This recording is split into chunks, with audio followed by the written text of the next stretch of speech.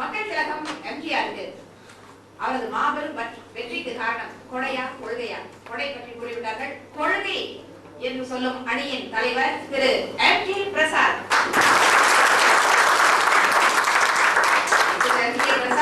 சிறந்த பேச்சாளர், நம்முடைய பட்டிமன்றத்தில் பல முறை பேசியிருப்பவர். அது மட்டும் இல்லாமல் இந்த ஒளிவட்டுக்கும் அவர்தான் பொறுப்பேற்றிருக்கிறார். இப்பொழுது அவரது வாதம். எல்லோருக்கும் வணக்கம். எதிரணி பேச்சாளர் குமாரசாமி குழம்பி இருக்கிறார் என்று நினைக்கிறேன்.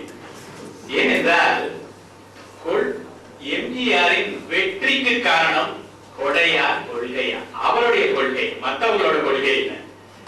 அவர் குழப்பாமல் யாரோட கொள்கைங்கிறது முக்கியம். அவருடைய கொள்கையை பற்றி தான் நம்ம பேசிட்டு இருக்கோம். அதனால அவர் எங்க அணிக்கு வலு சேர்ந்திருக்கிறார். இதுவும் நல்லதுதான். நான் சில கொடைகளே சொல்லலாம் இருந்தேன். அவர் கொடை வள்ளல் என்பதை நாங்கள் மறுக்கவில்லை. கொடையும் கொள்கையில் ஒன்று. ஆனால் அது மட்டும் தான் அவர் வெற்றிக்கு காரணம் இல்லை. அதைத்தான் நாங்கள் இங்கே சொல்லிக்கிறோம்.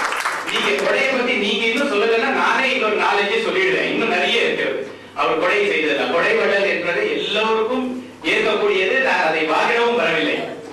அவர் கூறின ஒரு சாரதி என்பவர் எம்ஜிஆருடன் இருந்தவர், புத்தகத்தை எழுதினார். எல்லோரும் அந்த புத்தகத்தை தான் படித்துக் கொண்டு வந்தோம். நானும் அந்த புத்தகத்தை தான் படித்தேன். ஏனென்றால் சில சம்பவங்கள் நமக்கு தேவை. அந்த சாரதி 32 வருடங்கள் எம்ஜிஆருடன் இருந்தவர். அவர் என்ன கூறியிருக்கிறார் தெரியுமா? அவர் 17 தலைப்புகள் கொடுத்திருக்கிறார் அவர் புத்தகத்திற்கு. அந்த தலைப்புகளை படிக்கின்றேன், அப்படியே கேளுங்கள்.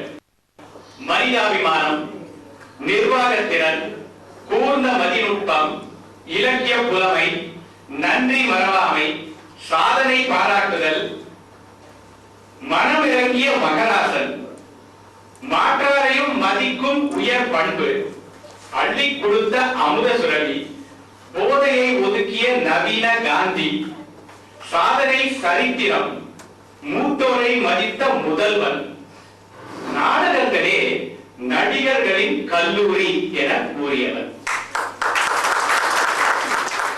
இத்தனை தலைப்புகளிலே 2 தான் கொடை சம்பந்தப்பட்டவை. மீதி எல்லாம் கொள்கை சம்பந்தப்பட்டவை.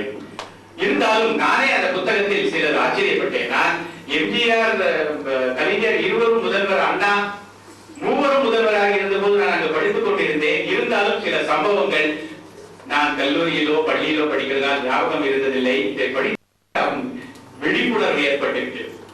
ஒன்று, அவர் கூறிய ஒரு சில வார்த்தைகளை சொல்றேன்.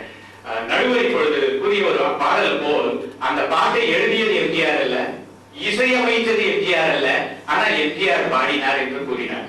இதேதான் எல்லோரும் எம்ஜிஆர் அன்றே சொன்னார், எம்ஜிஆர் அன்றே பாடினார். இதுதான் தாக்குதல்.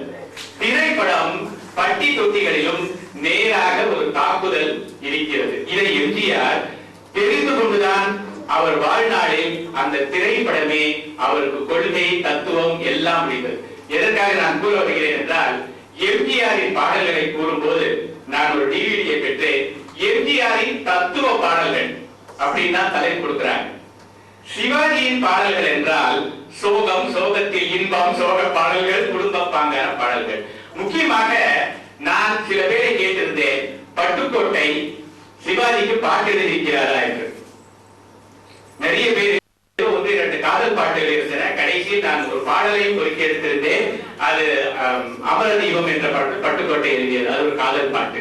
இருந்தாலும் இந்த பாடல்களை அவர் பெற்றார், ஒரு கவிஞரிடமும் பெற்றார். அது ரொம்ப முக்கியம். கவிஞருடைய கவிதையை விட இவர் போய் அது சில உந்துதல்கள் இவருக்கு இருந்தன. அதை போய் கூறி இந்த வார்த்தை அங்கே இருக்க வேண்டும். சில பாடல்களுக்கு அவரே பல்லவியும் எடுத்துக் கொடுத்தாராம்.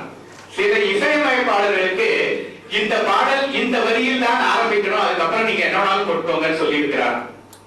இது ரொம்ப முக்கியமா நம்ம தெரிஞ்சுக்க வேண்டியது. அதை விட நான் மறுபடியும் டாபிக் வர்றதுக்கு முன்னாடி, ஒரு காலகட்டத்தில் பி.யு. சின்னப்பா, தியாகராஜ பாகவதர், அதில் ஒருவர் சிறந்த நடிகர், ஒருவர் கொள்கை உள்ளவர். அடுத்த காலகட்டத்தில் சிவாஜி கணேசன், எம்ஜிஆர், ஒருவர் அருமையான நடிகர், ஒருவர் கொள்கை நிறைய கூறியவர். அடுத்த காலகட்டத்தில் கமல்ஹாசன், ரஜினிகாந்த். இப்பொழுது ஒருவர் அருமையான நடிகர், ஒருவர் நிறைய கொள்கைகளையும் தத்துவங்களையும் கூறுகின்றார். இப்போ அரசியல் என்றால் யாரை அவர்கள் எதிர்பார்க்கிறார்கள் என்பதுதான் முக்கியம். சோ அவர் வெற்றி பெற்றதுன்னா என்ன வெற்றி? மகாபாரதத்தில் கூறியிருந்தார் அவரிடம், கர்ணனிடம். எல்லோரும் இருந்த சபையில் கர்ணனுக்கு அரசு கொடுப்பதாக இருந்த துரியோதனிடம் அவர் கூறினார்கள், பீஷ்மர், துரோணர், பல பெரியவர்கள், தானம் ஒன்று இருந்தால் அவன் அரசாள முடியாது. அவனுக்கு பல திறமைகள் இருக்க வேண்டும், அப்போதுதான் அவனுக்கு ஒரு அரசனாக முடியும். தானம் மிகவும் ஒரு தானம் ஒன்று மட்டும் இருந்தால் அவன் அரசையே கொடுத்து விட்டு வந்து விடுவான். பாதி தேரை கொடுத்தாவும் இந்த அரசை நீங்க எடுத்துக் கொள்ளுங்கள் என்று சென்று போய்விடுவான். ஆகையால் தானம் மட்டும் இருந்தால் ஒருத்தன் அரசாள முடியாது என்று கூறியிருந்தார். மேலும் ஒரு முறை ரஜினிகாந்தை எம்ஜிஆரை பற்றி கூறுங்கள் என்று கேட்டால் அவர் கூறினாராம், he is the guardian of all, அதாவது கலைஞர்கள் எல்லோருக்கும் அவர் பாதுகாவலர். உங்க கொடை கொடுத்து இனி எம்ஜிஆரை ஒரு விழாவில் கூறியது, அதை நான் கூற விரும்புகிறேன். ஏனென்றால் அவருடைய திரைப்பட பாடல்களின் தாக்குதல்கள் இது ஒரு உதாரணம். திரைப்படம் மிக சக்தி வாய்ந்தது, பார்ப்பவர் மனதில் உடனே ஆழமாக பதியக்கூடியது. நல்ல கருத்துக்களை மக்களுக்கு படங்கள் மூலம் எடுத்து சொல்ல வேண்டும். மக்களிடையே ஒற்றுமையை வளர்க்க வேண்டும், வெறுப்பையும் வேற்றுமையையும் ஏற்படுத்தக்கூடாது. இந்த படத்தில் வரும் காட்சிகள் என்னை மிகவும் பாதித்து விட்டது என்று ஒரு படத்தை பற்றி அவர் விமர்சித்தார். அது ஒரு இந்தி படம். ஆனால் அந்த பட இயக்குனர் எம்ஜிஆரிடம் வந்து மன்னிப்பு கேட்டார். எதற்கு தெரியுமா? இதுதான் அவருடைய தாக்குதல். மேலும் அவருடைய மனிதாபிமானத்தை பற்றி நாம் கூறவே வேண்டாம், நிறைய கதைகள் இருக்கின்றன. நன்றி மறவாமை என்னுடைய அடுத்த பேச்சாளர்கள் பேசுவார்கள் என்ற அணியில் மனமிறங்கிய மகாராசன் என்பதற்கும் அவர் பேசுவார். மாற்றாரையும் மதிக்கும் பண்பு, இது மிகவும் முக்கியம். நான் இங்கு கூற விரும்புகிறேன். ஒரு முறை அண்ணா நகரில் தேர்தல் நடந்த பொழுது கலைஞர் மிக குறைந்த வாக்குகளுடன் முன்தங்கி இருந்தார், பின்தங்கி இருந்தார். அது ஒரு இழுபறி நிலை இருந்தது. எம்ஜிஆர் உடனே ஆண்டேவை கூப்பிட்டு, அவர்தான் அங்கே போட்டியிட்டவர், அவரை கூப்பிட்டு, நீ தோல்வியை ஒற்றுக்கொள், அவர் வெற்றி பெற வேண்டும், அவர் தோற்க கூடாது என்று கூறி அவர் சரித்திரத்திலேயே அண்ணா நகரில் அந்த எண்ணிக்கை